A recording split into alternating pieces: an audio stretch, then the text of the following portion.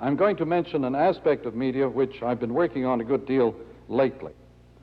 And I have a preface to a new book which begins, all of man's artifacts of language, of laws, of ideas, hypotheses, tools, clothing, computers, all of these are extensions of our physical bodies. Hans Haas, in The Human Animal, sees this human power to create additional organs as an enormity from the evolutionary standpoint, an advance laden with unfathomable consequences. The laws of the media are observations on the operation and effects of human artifacts on man and society, since, as Hans Haas further notes, a human artifact is not merely an implement for working upon something, but an extension of our body effected by artificial additional organs, to which, to a greater or lesser degree, we owe our civilization. One thing overlooked by Hans Haas is the absence of biological or psychological means of coping with the effects of our own technical ingenuity in creating new organs. The problem is clearly indicated in some simians in man's presumptuous brain, when he says that when, about 500,000 years ago, man began slowly to embark upon the road to cultural advance, an entirely new situation arose. The use of implements and the control of fire introduced artifacts of which the cortex could avail itself for purposes of living.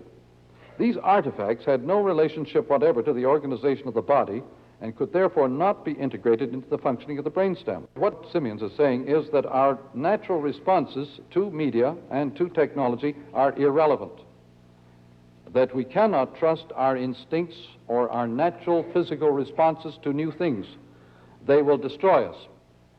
How are we to bypass or offset the merely physical response to new technology and new environments created by new technologies?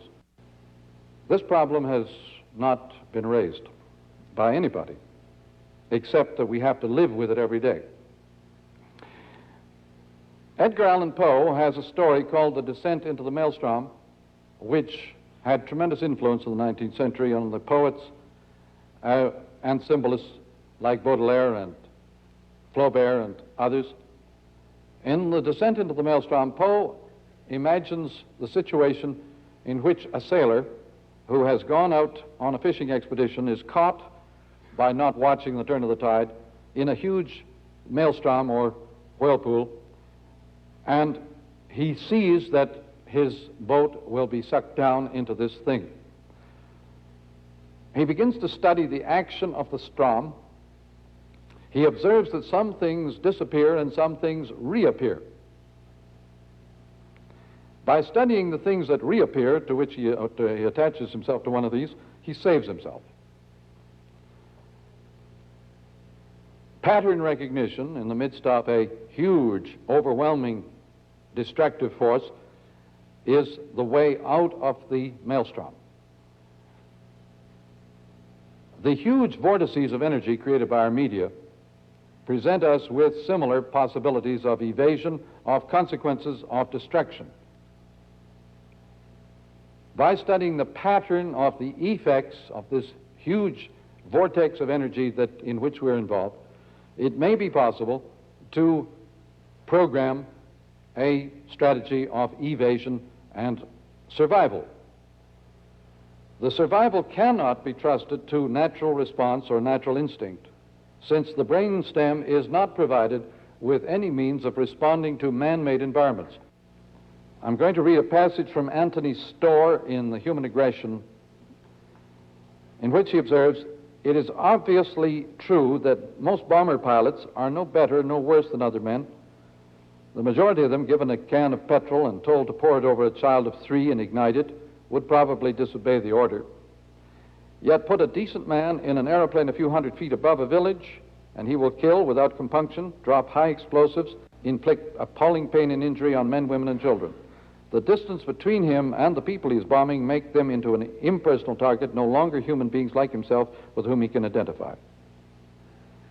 This is characteristic situation.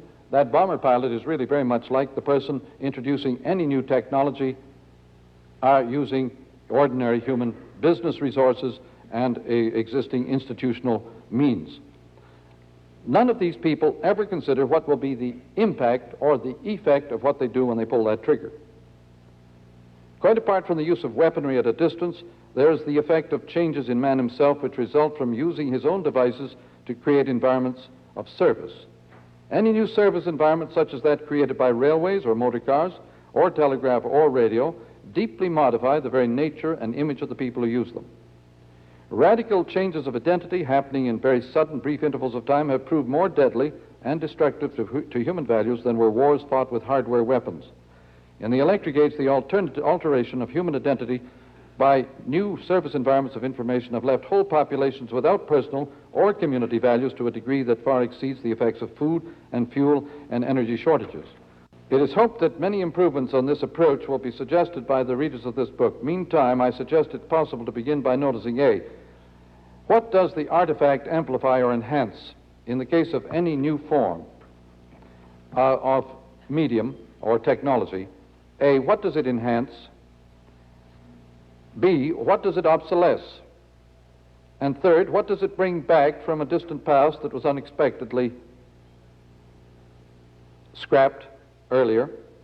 And finally, what does it flip into when pushed to the full limit of its power? I'll give you a few examples of this pattern of these four phases or stages in the development of any artifact whatever. I just have in front of me, in isolation from other things, camera. A, it enhances by its snapshotting aggression and private power over people. B, it obsolesces privacy. It retrieves the past as present. It brings back the big game hunter. Bringing him home alive means bringing people home alive. Photographic journalism is very big game hunting. It flips into the public domain.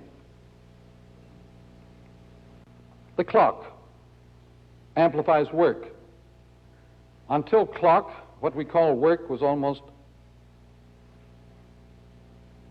impossible to organize.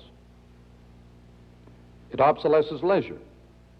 It retrieves history as art form by fixed chronology, a measurable sequential chronology capable of visual time as measured by the clock. It reverses, when pushed all the way, into the eternal present, a nowness. Electric media in general amplify information range, scope, pushing information into a service environment by simultaneity, obsolesces the visual, the connected, the logical, the rational, retrieves the subliminal, audile, tactile, dialogue, involvement, brings back, rather, reverses, finally, all hardware into software.